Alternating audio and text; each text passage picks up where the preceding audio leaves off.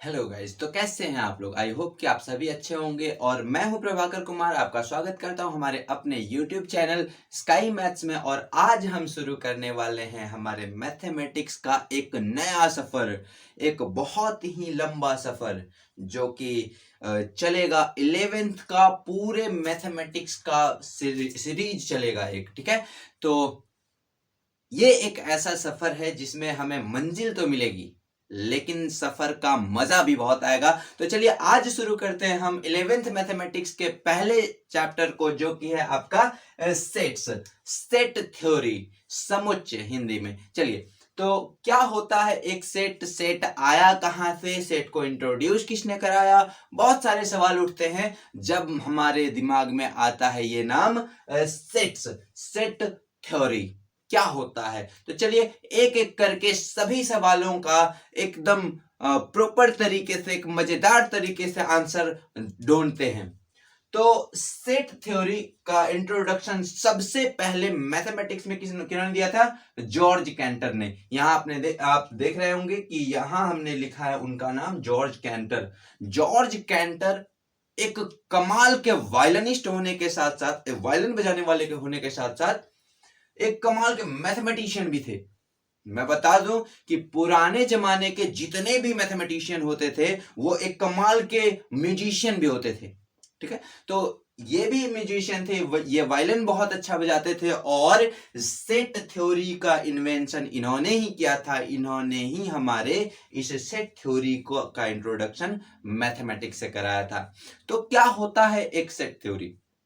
हमारे मन में आता है कि एक सेट, तो याद रखिए हमें जो भी पढ़ना है, जितना भी पढ़ना है, आप कोई भी चीज सुने, कोई भी चीज समझना हो तो आप बड़े चीजों में मत जाए। आपको क्या पता है सेट, नॉर्मल नॉर्मल सी बात है, हम हर दिन लगभग यूज करते रहते हैं सेट, ये सेट, इसका सेट, उसका सेट, ऐसा कुछ हम लोग बोलते रहते हैं। ठीक है, तो बेसिक सी बात है, वही सेट है, बस उसका हमें मैथमेटिक्स में एक्सप्लेनेशन अब समझना है। तो क्या होता है एक सेट? सेट का मैंने डेफिनेशन ऑलरेडी लिख रखा है। A set is the collection of well defined elements. तो इसमें कुछ बातें हैं ध्यान देने के लिए। A set is the collection of well defined, ये वो बात है जिस पर ध्यान देने की जरूरत है। क्या है उसमें? उस ऐसे वर्ड में क्या है? क्या उस वर्ड में बिरयानी बट रही है? बिल्कुल नहीं। इसमें क्या है? वेल डिफाइंड होने चाहिए, यानी कि कुछ ऐसे एलिमेंट्स का हमें सेट बनाना है जो कि जिसका एक डेफिनिशन हो, कोई परिभाषा हो, कोई एक नियम का पालन करते हो। ऐसा नहीं कि जैसे मैंने कह दिया कि दुनिया के सभी महान इंसानों का सेट, तो ऐसा तो सेट कोई बनेगा ही नहीं। क्यों? क्योंकि हो सकता है मेरे हिसाब से कोई ग्रेटेस्ट हूं, आपके हिसाब से कोई दूसरे ग्रेटेस्ट रहे हो, तो उस तरह के एलिमेंट्स को हम क्या कहते हैं? उस तरह के एलिमेंट्स को वेल डिफाइंड नहीं कहा जाता है। तो हमें क्या, पहली बात हमें यह समझ में आई कि सेट कैसे कलेक्शन चाहिए, सेट में कैसा कलेक्शन होना चाहिए एलिमेंट का? वेल डिफाइंड होना चाहिए, यानी कि बिल्कुल अच्छे तरीके से उसे डिफाइन किया जा सके, उसे कहेंगे। जैसे हमने कह दिया कि गंगा, गंगा, गंगा, ये गंगा क्या है? गंगा रिवर है, हमारे भारत देश की सबसे पवित्र नदी मानी जाती है। तो ये गंगा क्या है? गंगा एक वेल डिफाइंड एलिमेंट है, हम कहेंगे कि ये एक नदी है।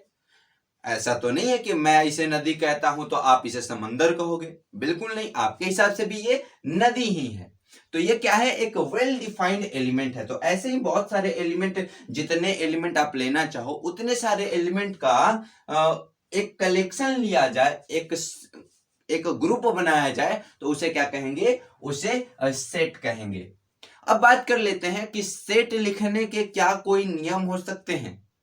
क्या ऐसा कोई बाउंड्री है जिसे हमें पार नहीं करना होता है एक सेट को बनाते समय? जी हां, कुछ नियम होते हैं। हर चीज के एक हद होती है, तो उन हदों को समझते हैं कि क्या होता है। चलिए, तो रूल्स होते हैं क्या एक सेट को बनाने का? कि सबसे पहला रूल ये है कि यूज द मिडिल ब्रैकेट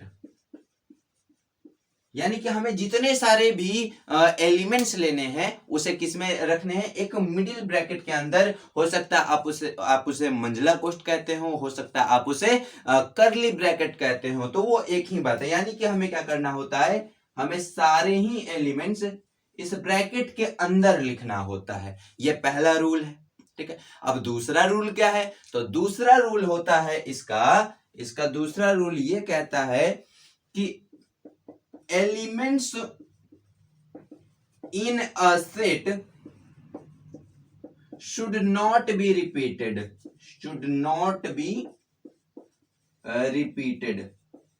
इसका मतलब ये है कि अगर आप कोई एलिमेंट लिए हैं एक सेट के अंदर तो वो एक ही बार होने चाहिए, एक से 2 बार या 3 बार आप उसे नहीं लिख सकते हैं।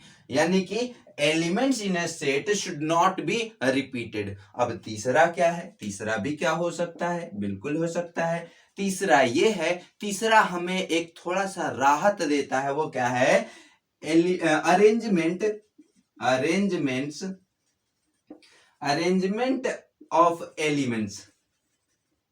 Elements in a set does not matter.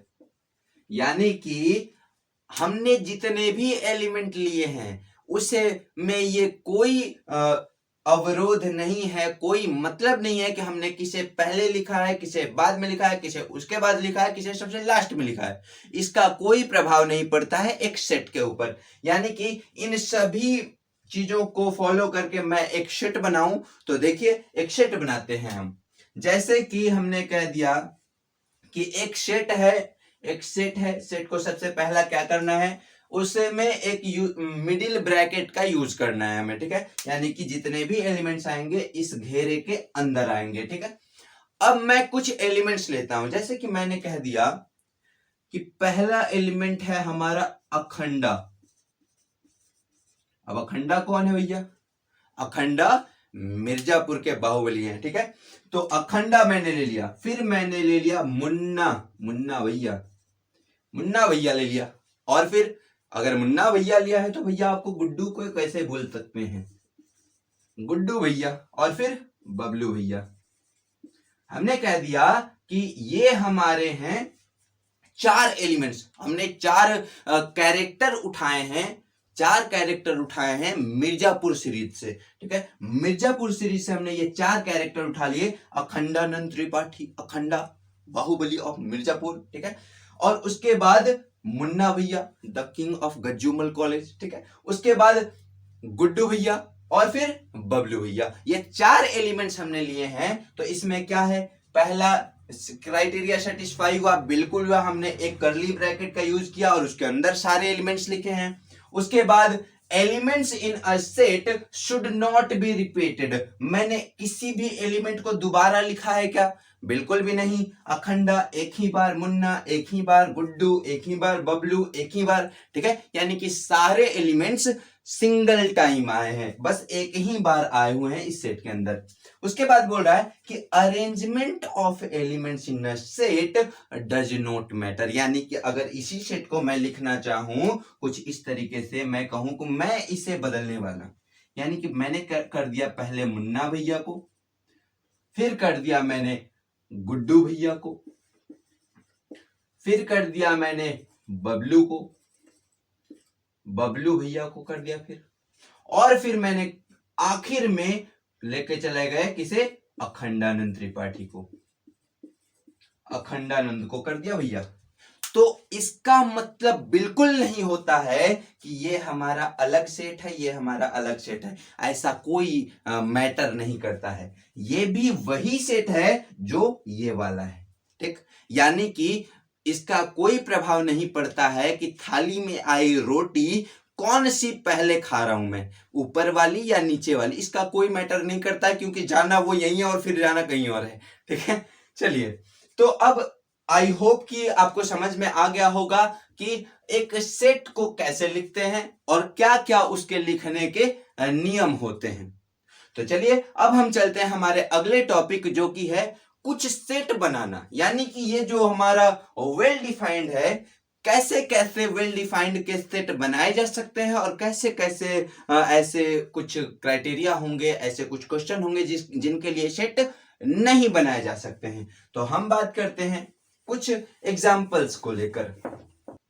तो चलिए कुछ एग्जाम्पल्स हम लेते हैं। जैसे कि हमने कह दिया कि भैया पहला क्वेश्चन है कि एक सेट बनाइए, ड्रॉ सेट, एक सेट बनाइए आप क्या, जिसमें ऑल नेचुरल नंबर्स हों, ऑल नेचुरल नंबर्स हों। यानी कि मैंने कह दिया कि सभी नेचुरल नंबर को लीजिए और एक सेट बना दीजिए। आपको पता है नेचुरल नंबर प्राकृत संख्या परिभाषित है, डिफाइंड है, तो ये अगर ये वेल डिफाइंड एलिमेंट्स हैं, यानी कि इसके लिए हम सेट बना सकते हैं। हम कह सकते हैं कि सेट के अंदर 1 है, 2 है, 3 है, 4 है, और फिर आप कहोगे कि ये क्वेश्चन बोल रहा है ऑल नेचुरल नंबर्स, सारे ही नेचुरल नंबर ले लो। तो अब कितने लिखेंगे हम?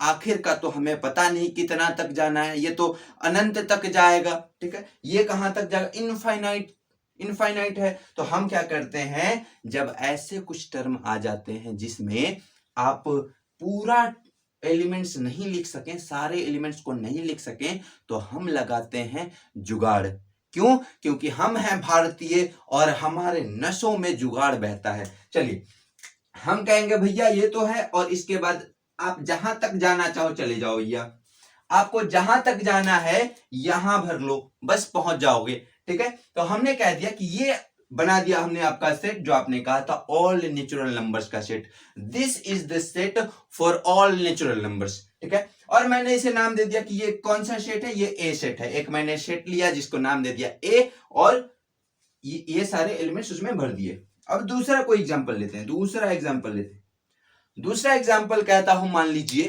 कि भैया आप हमें सेट बना दो all the greatest man in India. अब आप कहोगे कि भैया ये कैसी बात कर दी आपने, ये कौन सी बात कर दी, all the greatest man in India. अब कौन से ग्रेट हैं, कौन से ग्रेट नहीं है, ये कौन डिसाइड करेगा? ऐसा कोई फॉर्मूला है क्या? ऐसा कोई टेक्निकल डेफिनेशन है क्या? या फिर ऐसी कोई टेक्नोलॉजी अभी तक है क्या जो कि किसी को बता दे भैया तुम ग्रेट हो कि नहीं हो? अगर वैसी कोई मशीन होती और मेरे ऊपर यूज होती तो फिर तो मैं उसमें सबसे नीचे चला जाता ना, ठीक है। तो वैसी कोई मशीन होती ही नहीं है, ठीक है। तो all the greatest man in India, there is no well defined elements that can tell you there is some person that is greatest in all over India। ऐसा कोई तो टेक्नोलॉजी है नहीं। यानी कि अगर कोई कहे कि ऐसा सेट बनेगा तो भैया हम नहीं जानते हैं ऐसा सेट बनेगा कि नहीं बनेगा, क्योंकि हो सकता है किसी पर्सन के हिसाब से, किसी व्यक्ति के हिसाब से नाथूराम गोडसे, जिन्होंने गांधी जी की हत्या की, वो महान रहे हों। कुछ लोग उनके मारे जाने से, यानी कि नाथूराम गोडसे ने जब गांधी को मारा तो उससे खुश थे, वहीं पर कुछ लोग परेशान भी थे, कुछ लोग नाथूराम गोडसे को गलत भी कर रहे थे। तो हो सकता है किसी व्यक्ति के हिसाब से नरेंद्र मोदी महान रहे हो, किसी व्यक्ति के हिसाब से मनमोहन सिंह महान रहे हो। तो ऐसी कोई वेल डेफिनेशन नहीं है जिससे हम इस तरह के कोई एलिमेंट्स को चुन सकें, ठीक है। ये वेरी करेगा, ये मेरे हिसाब से कुछ और हो सकता है, कोई और सेट बना दूं मैं, आप कोई और सेट बना दो, आपके भाई कुछ और सेट बना दे, ठीक है। तो ये बदलते रहेगा, तो ऐसा कोई सेट मुमकिन ही नहीं है। फिर अगले सेट पे चलते हम लोग। तीसरा, अगर कोई कहे कि भैया आप हमें बता दो एक सेट बनाओ रिवर्स ऑफ इंडिया को लेकर, रिवर्स ऑफ इंडिया को लेकर। अब कहोगे ये बड़ी अच्छी बात कही आपने, ठीक है। तो क्या है रिवर्स ऑफ इंडिया? आप इसका सेट तो बना ही सकते हो। जैसे कि मैंने कहा कि मैंने एक सेट लिया है, पी बोल दिया सेट, यहां ए लिया, यहां पी लिया, मैंने एक सेट बनाया और इसे पहला क्राइटेरिया क्या है कि इसके एलिमेंट्स को हमें कर्ली ब्रैकेट के अंदर ही रखना है, यानी कि मिडिल ब्रैकेट के अंदर रखना है। तो मैंने कह दिया कि पहला जो मेरा एलिमेंट है वो है गंगा, फिर मैंने ले लिया यमुना, और फिर मैंने कह दिया कि भैया ब्रह्मपुत्रा भी होगा, ब्रह्मपुत्रा भी होगा, और मैंने कह दिया कि बस इससे ज्यादा एलिमेंट्स लेने के मेरे मन नहीं है। ठीक है, तो यानी कि अगर आप चाहो तो और भी ऐड कर सकते हो, जैसे सरयू कर सकते हो, सरस्वती कर सकते हो, कावेरी कर सकते हो, कोसी कर सकते हो, गंडक कर सकते हो, जितने एलिमेंट्स आप चाहो आप लेके बना सकते हो। ठीक है, मैंने 3 एलिमेंट्स लिए हैं। गंगा, आपको पता है ये भारत देश की पवित्र नदी है, सबसे पवित्र नदी है। फिर यमुना, जिसके किनारे हमारे कान्हा कृष्ण खेला करते थे। फिर ब्रह्मपुत्र। ठीक है, यानी कि क्या ये वेल डिफाइंड है? गंगा, जी हाँ बिल्कुल, यमुना है ही, और फिर ब्रह्मपुत्र का तो कहना ही क्या, ये सारे के सारे इंडियन रिवर्स हैं, तो इसका सेट बनाना बिल्कुल संभव है। अब ये डिपेंड आप पर करता है कि आप कितने एलिमेंट्स लेकर एक सेट बनाना चाहते हो। ठीक है, तो चलिए, आई होप कि आपको समझ आ गया होगा कि कौन से सेट बनाने संभव हैं और कौन से असंभव हैं। तो अब हम चलते हैं हमारे अगले टॉपिक पर। हमारा अगला टॉपिक है कि अगर आप सेट थ्योरी पढ़ रहे हैं तो सेट थ्योरी में कुछ इंपॉर्टेंट से सिंबल्स यूज किए जाते हैं, तो उसके बारे में अगर नहीं जानेंगे तो फिर क्वेश्चन को कैसे समझ पाएंगे, क्वेश्चन क्या कहना चाहता है उसको कैसे समझ पाएंगे। अगर क्वेश्चन क्या कहना चाहता है हम नहीं समझ पा रहे हैं तो फिर तो हमारे मुंह से बस यही निकलेगा, अरे कहना क्या चाहते हो, वैसा हमारे मुंह से नहीं निकलना चाहिए। तो हम कुछ बात करने वाले हैं सम इंपॉर्टेंट सिंबल्स के बारे में, सिंबल्स इन सेट थ्योरी। और याद रखिए इन सिंबल्स का जो यूज है वो काफी सारे चैप्टर्स में भी किया जाता है, और हाँ कुछ लोग कहते हैं कि ये छोटा सा चैप्टर है, क्या ही काम आ जाएगा हमारे। तो याद रखिए ये सेट थ्योरी बहुत से चैप्टर्स को एक में बांध कर रखता है, यानी कि अगर आपके सेट थ्योरी के सारे कंसेप्ट क्लियर हैं तो आपको प्रोबेबिलिटी में कोई दिक्कत नहीं आएगी, फिर आपको कैलकुलस में काफी सारे कंसेप्ट इनसे सोल्व हो जाएंगे।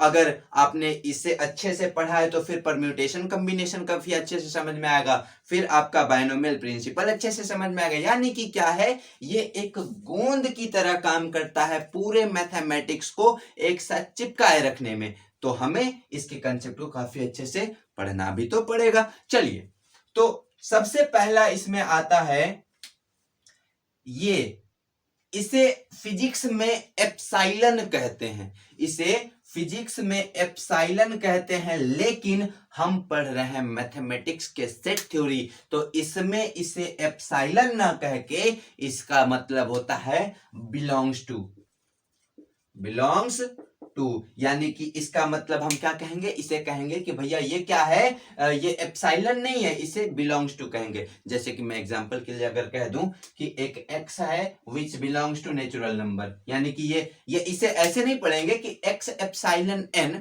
ना ना ना ना ना, इसे कैसे पढ़ेंगे, इसे पढ़ेंगे x belongs to natural number. ठीक है, तो इसे हम क्या पढ़ते हैं, इसे बिलोंग्स टू पढ़ते हैं। आई होप कि आप समझ गए होंगे। तो अगला है, अगर ऐसा कुछ लिखा उल्टा ए बनाया गया हो, ए को वर्टिकली पलट दिया गया हो, तब क्या होगा, इसे पढ़ते हैं फॉर ऑल या फॉर एवरी, फॉर ऑल या फॉर एवरी कंडीशन। चलिए, उसके बाद कॉलन का साइन आता है, ये कॉलन का साइन, और हाँ कहीं कहीं कॉलन का आएगा या कहीं कहीं ऐसे डंडा भी खींच देता है, एक डंडा दे दिया, यानी कि एक डंडा दे दिया उसका मतलब कॉलन हो गया, या तो ये हो या तो ये हो, मतलब एक ही है, यानी कि एक ही माया के अलग अलग नाम है। तो इसे क्या पढ़ते हैं, इसे पढ़ते हैं सच दैट पढ़ते हैं। और वही एक और भी छोटा सा होता है लेकिन उसका मतलब बहुत बड़ा होता है, एक होता है कोमा, बहुत ज्यादा यूज किया जाता है हमारे सेट थ्योरी में। इसका मतलब होता है, इसे हम पढ़ते हैं, इसे पढ़ते हैं एंड, इसे पढ़ते हैं एंड, यानी कि कॉमा कहीं पर दिया हो तो उसे क्या पढ़ेंगे, एंड। ठीक है, तो आई होप कि यू गॉट इट। तो अब हम चलते हैं हमारे अगले टॉपिक के बारे में। उससे पहले एक आध और भी एक काफी इंटरेस्टिंग सा सिंबल है, अगर उल्टा ई बना दिया गया हो, ऐसा उल्टा ई, तो इसे कहते हैं एग्जिस्ट। एग्जिस्ट, ठीक है, इसे कहते हैं देयर एग्जिस्ट या फिर एग्जिस्ट। तो आई होप कि आप समझ गए होंगे। और अब हम चलते हैं हमारे अगले topic, representation of set theory. कैसे कैसे रिप्रेजेंट कर सकते हैं, यानी कि मैं कोई सेट लाऊं तो मैं वो आपको कैसे कैसे दिखा सकता हूं। तो चलिए, हमारा अगला टॉपिक है, हमारा अगला टॉपिक क्या है, हमारा अगला टॉपिक है representation. Representation of a set. कितने तरीके से किसी सेट को आपके सामने लाया जा सकता है, यानी कि एक ही सेट को भेष बदल बदल के कितने तरीके से आपको दिखाया जा सकता है। तो टोटल 3 तरीके होते हैं आपके सामने किसी सेट को रिप्रेजेंट करने के। तो पहले को बोलते हैं टेब्यूलर फॉर्म, टेब्यूलर फॉर्म, या इसी को कहते हैं रोस्टर फॉर्म, रोस्टर फॉर्म। दूसरा होता है, दूसरा उसे कहते हैं set builder form, set builder form, या इसका भी दूसरा नाम है, इसका दूसरा नाम क्या होता है, इसे प्रॉपर्टी फॉर्म भी कहते हैं, इसे प्रॉपर्टी फॉर्म भी कहा जा सकता है, ठीक।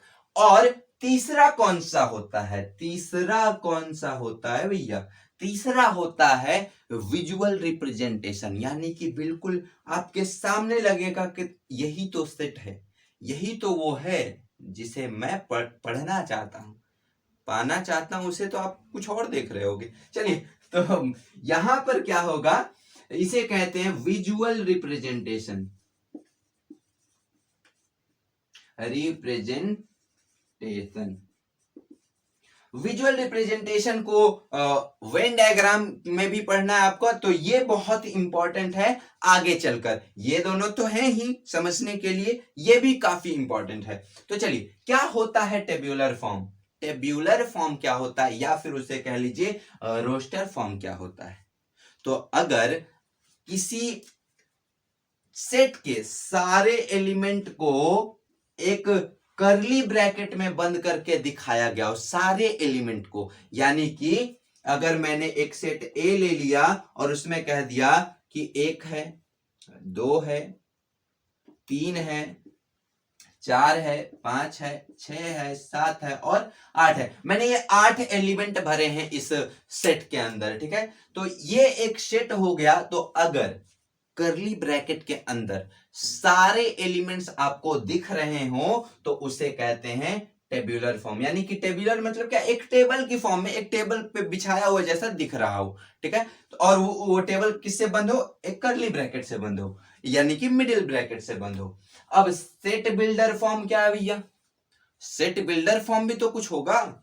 तो सेट बिल्डर कहते हैं, या यहां पर तो दूसरे नाम से बिल्कुल साफ दिखाई दे रहा है कि प्रॉपर्टी फॉर्म, यानी कि ये सारे जो एलिमेंट्स हैं अगर किसी एक प्रॉपर प्रॉपर्टी को होल्ड करते हैं, एक प्रॉपर नियम का पालन करते हैं, तो उस नियम को सेट के अंदर डाल दीजिए, हो गया प्रॉपर्टी फॉर्म। यानी कि इस सेट को मैं ऐसे भी तो लिख सकता हूं ना, इस सेट को मैं ऐसे भी लिख सकता हूं कि अच्छा ये देखिए क्या है, 1 2 3 4 5 6 7 8, यानी कि ये सारे के सारे क्या हैं, ये सारे के सारे नेचुरल नंबर्स हैं। तो मैंने कह दिया कि भैया हमारे सेट के अंदर x है जी, x है, इसका मतलब क्या होता है, x है सच दैट, कॉलन का साइन है, मतलब क्या है, सच दैट पढ़ेंगे उसको, x है such that x belongs to natural number. मैंने कह दिया x कहां से आ रहा है, x belongs to natural number कह दिया। अब कहोगे भैया नेचुरल नंबर तो बहुत सारे होते हैं, इनफाइनाइट नेचुरल नंबर हैं, और आपने तो यहाँ नेचुरल नंबर लिखा है, यहाँ पर 8 तक ही है। तो क्या करेंगे, हम उसके लिमिट को तय करेंगे, दोनों साइड से घेर देंगे। तो हम बोलेंगे and x belongs to natural number and x is greater than x is greater than equal to 1 और less than equal to 8।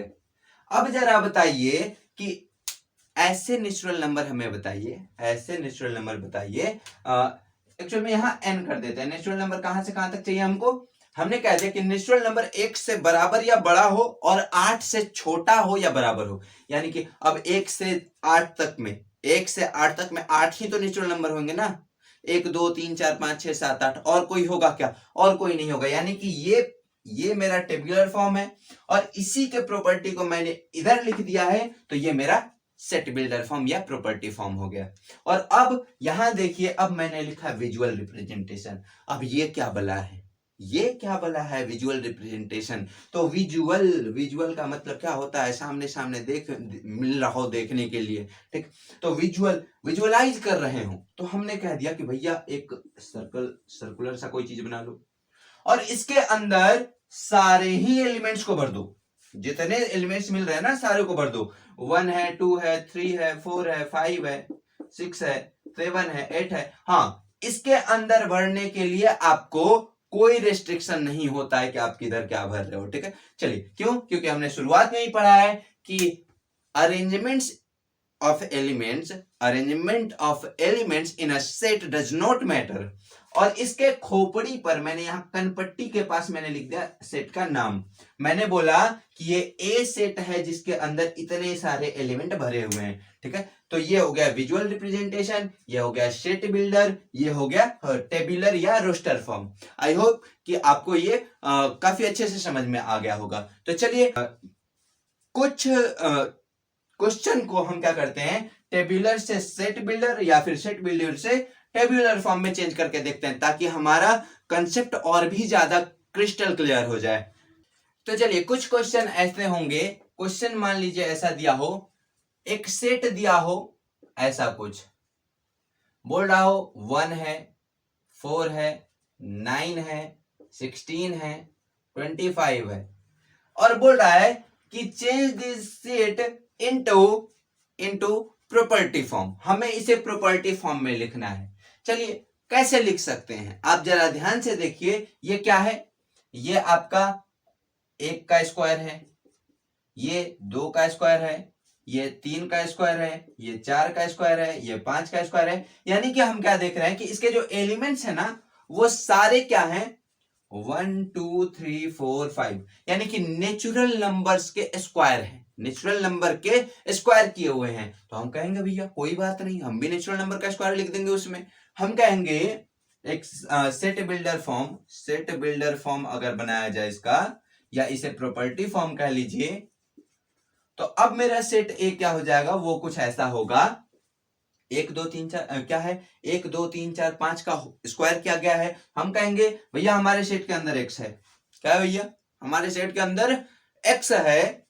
X बोल रहा हूं, एक्स ई एक्स वाला नहीं, एक्स गर्लफ्रेंड नहीं बोल रहा हूं मैं, एक्स बोल रहा हूं, ठीक है। चलिए, तो एक्स है हमारे सेट के अंदर, और मैंने कहा सच दैट, अभी रुको जरा, क्या है? X such that x belongs to natural number. Natural number को स्मॉल एन से भी लिखा जा सकता है। चलिए, तो x belongs to natural number. अब सारे नेचुरल नंबर तो नहीं है इसमें कितने? 5 ही लिए गए हैं, शुरू के 5 नेचुरल नंबर लिए गए हैं। तो मैं कहूंगा x belongs to natural number and, अभी रुको जरा, अभी पूरा कर रहा हूं, ठीक है। चलिए, एंड क्या होगा? हमने कह दिया कि n जो है ना भैया, वो या तो 1 से बड़ा है या बराबर है, ठीक है, और या 5 से छोटा या बराबर है। और मेरा हो गया ये सेट पूरा, और ये मेरा प्रॉपर्टी फॉर्म हो गया पूरा। हमने क्या कहा कि हमारे सेट के अंदर x वाले एलिमेंट हैं, x वाले element such that x belongs to natural number. x कहां है? x नेचुरल नंबर से लिए गए हैं। यहां पर एक गलती क्या है, हमने यहां पर स्क्वायर लिया, स्क्वायर, क्योंकि नेचुरल नंबर के स्क्वायर लेंगे तभी तो हमारा क्राइटेरिया फॉलो होगा। चलिए, x स्क्वायर हो गया यहां पर, x belongs to natural number and 1 से बड़ा हो n या बराबर हो, या फिर 5 से छोटा या बराबर हो। तो आप जरा देखिए, 1 से बड़ा या बराबर, 5 से छोटा या बराबर, नेचुरल नंबर कौन कौन से होंगे? 1 2 3 4 5, यही तो होंगे ना, यही तो होंगे, 1 2 3 4 5। और इसका स्क्वायर अगर कर दे, क्या है? x के जगह पर 1 रखेंगे, 1 का स्क्वायर 1 मिल गया, 2 रखेंगे, 2 का स्क्वायर 4 मिल गया, 3 रखेंगे, 3 का स्क्वायर 9 मिल गया, 4 रखेंगे 4 का स्क्वायर 16 मिल गया, 5 रखेंगे 5 का स्क्वायर 25 मिल गया और हमारा सेट हो गया कंप्लीट। ठीक है, तो इसे कहते हैं सेट बिल्डर फॉर्म। अच्छा, अगर कुछ चीजें दिए गए हो सेट बिल्डर फॉर्म में और उससे कहे कि आप भैया हमें बता दो रोस्टर फॉर्म में कैसा होगा। टेबुलर फॉर्म से हमने सेट बिल्डर फॉर्म में बना लिया। ठीक है, अब एक एग्जांपल हम लेते हैं, एक कोई एग्जांपल लेते हैं। ऐसा कोई क्वेश्चन मान लीजिए पूछ दिया हो आपसे, कुछ क्वेश्चन ऐसा हो कि एक सेट ए है जिसके अंदर x एलिमेंट्स हैं। ठीक है, x एलिमेंट है such that x square plus 5x plus 6 equals to 0। ठीक है, ऐसा बोल दिया हमें, ऐसा बोला हमसे कि ये एक प्रॉपर्टी फॉर्म में दिया हुआ सेट है, आप इसे बदल दो, हम बता दो हमें इससे रोस्टर फॉर्म में क्या होगा। ये हमें बता दो रोस्टर फॉर्म में बदल दो, हमें क्या होगा ये रोस्टर फॉर्म में कैसा होगा। आप जरा एक बार ट्राई करके बताइए कि ये कैसा होगा। तो ये इस क्राइटेरिया को फॉलो करनी चाहिए ना। तो इस क्राइटेरिया को अगर हम सॉल्व करते हैं, इस ये जो हमारे पास कंडीशन दिया है इसको अगर हम सॉल्व कर दें, x square plus 5x plus 6 equals to 0, तो ये क्या आएगा, x इक्वल्स टू या तो -3 आएगा या -2 आएगा। आपको आई होप कि क्वाड्रेटिक इक्वेशन द्विघात समीकरण सोल्व करना आता होगा और उसे सोल्व करके इतना ही आएगा। तो अब हम कहेंगे कि रोस्टर फॉर्म के अंदर हमारा जो एलिमेंट आएगा वो कुछ ऐसा आएगा, ये या तो -3 आएगा या तो -2 आएगा, ये कुछ ऐसा आएगा। ठीक है, तो आई होप कि आपको समझ में आ गया होगा कि कैसे एक सेट को रोस्टर फॉर्म से प्रॉपर्टी फॉर्म में और प्रॉपर्टी फॉर्म से रोस्टर फॉर्म में लिखा जा सकता है। तो चलिए अब हम बात करने वाले हैं हमारे टाइप ऑफ सेट के बारे में। टाइप ऑफ सेट्स के बारे में, टाइप ऑफ सेट्स को बताने से पहले मैं एक चीज बताना चाहूंगा जिसे कहते हैं कार्डिनल नंबर। कार्डिनल नंबर को एक और भी चीज से, एक और भी नाम से बुलाया जा सकता है, एक और भी नाम से बुलाया जा सकता है जिसे कहते हैं ऑर्डर ऑफ सेट। इसे ऑर्डर ऑफ सेट भी कहा जा सकता है। तो ये एक ही माया के दो अलग अलग नाम है, तो इसमें कोई चिंता की बात नहीं है। चलिए, तो ये क्या होता है कार्डिनल नंबर। चलिए हम एग्जांपल से समझते हैं। अगर हमारे पास दे दिया हो कोई सेट ए और बोल रहा हो कि ए के अंदर 5 6 7 8 9 ये कुछ एलिमेंट्स भरे पड़े हैं। ठीक है, ये कुछ एलिमेंट्स दिए गए हैं, आप हमें इसका कार्डिनल नंबर बता दो। तो कार्डिनल नंबर क्या होता है, कार्डिनल नंबर इस सेट के अंदर जितने एलिमेंट्स होंगे ना, जितने एलिमेंट्स होंगे उसे हम इसका कार्डिनल नंबर कहेंगे। और कार्डिनल नंबर को नंबर ऑफ सेट इन ए या फिर जो भी नाम देंगे वो लिखा जाता है। यहां मैंने ए नाम दिया है तो number of elements in set ए ऐसे रिप्रेजेंट करते हैं। तो ये कितने हैं, 2 4 5 5 हैं। ये क्या है, तो कार्डिनल नंबर कितने हो गए, 5 हो गए इसका। यानी कि अगर किसी सेट का ऑर्डर पूछे, ऑर्डर या फिर कार्डिनल नंबर पूछे तो उसे हम क्या कहेंगे, उसमें बस जितने एलिमेंट्स दिए गए उसे गिन के लिख दीजिए, काउंट कीजिए, लिख दीजिए, वो हो गया आपका कार्डिनल नंबर। चलिए, तो अब हम बात करते हैं टाइप्स ऑफ सेट के बारे में। टाइप्स ऑफ सेट कैसे हो सकते हैं, कैसे कैसे सेट्स हो सकते हैं। ठीक है, तो कैसे कैसे सेट हो सकते हैं, तो सेट को बांटा गया है नंबर ऑफ एलिमेंट्स के आधार पर, बेसिस पर, दो अलग अलग भागों में। उसे कहते हैं, पहले को कहते हैं फाइनाइट सेट और दूसरे को कहते हैं इनफाइनाइट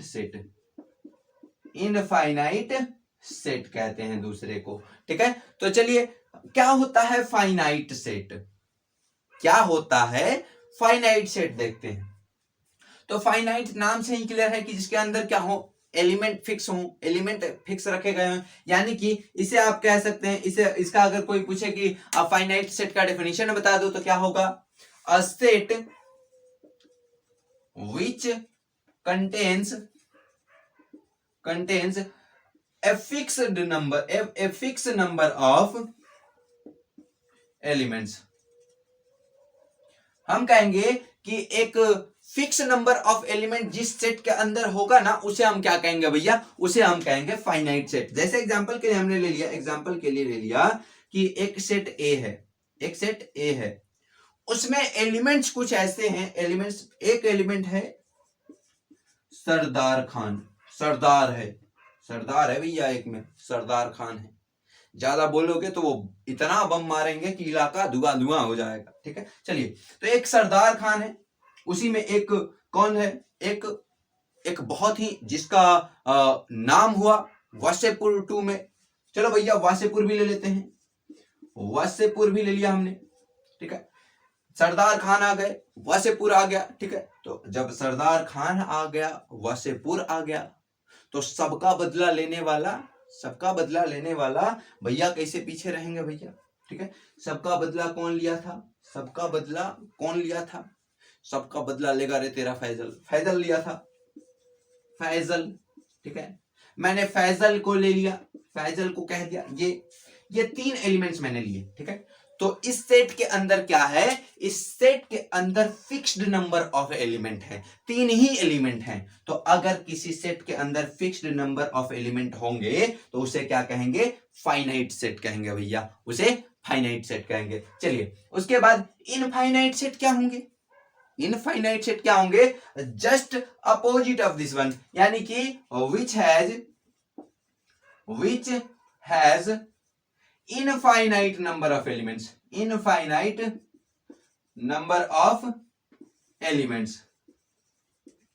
तो यानी कि कुछ ऐसा सेट दिया गया हो, एक बी सेट दिया गया हो, कुछ ऐसा कुछ दे दिया गया हो, बोल रहा हो 1 है, 2 है, 3 है, 4 है, एंड सो ऑन, यानी कि जहां तक जाना है आपको, जहां तक जा सकते हो भैया, जहां तक जा सकते हो आप चले जाओ, यानी कि देयर इज नो लिमिट, इसका कोई लिमिट ही नहीं है, यानी कि इसमें एक फिक्स्ड नंबर ऑफ एलिमेंट नहीं दिखाया गया है। तो इसे क्या कहेंगे, इनफाइनाइट नंबर ऑफ एलिमेंट कहेंगे। तो वो कौन सा सेट बन जाएगा, इनफाइनाइट सेट बन जाएगा। तो चलिए अब हम हमारे अगले सेट के बारे में जानते हैं, अगला सेट क्या होगा। अच्छा, फाइनाइट और इनफाइनाइट सेट के बारे में एक बड़ा ही इंटरेस्टिंग बात है, कार्डिनल नंबर को लेकर, आपको शायद समझ में आ गया होगा, फिर भी बता देता हूं।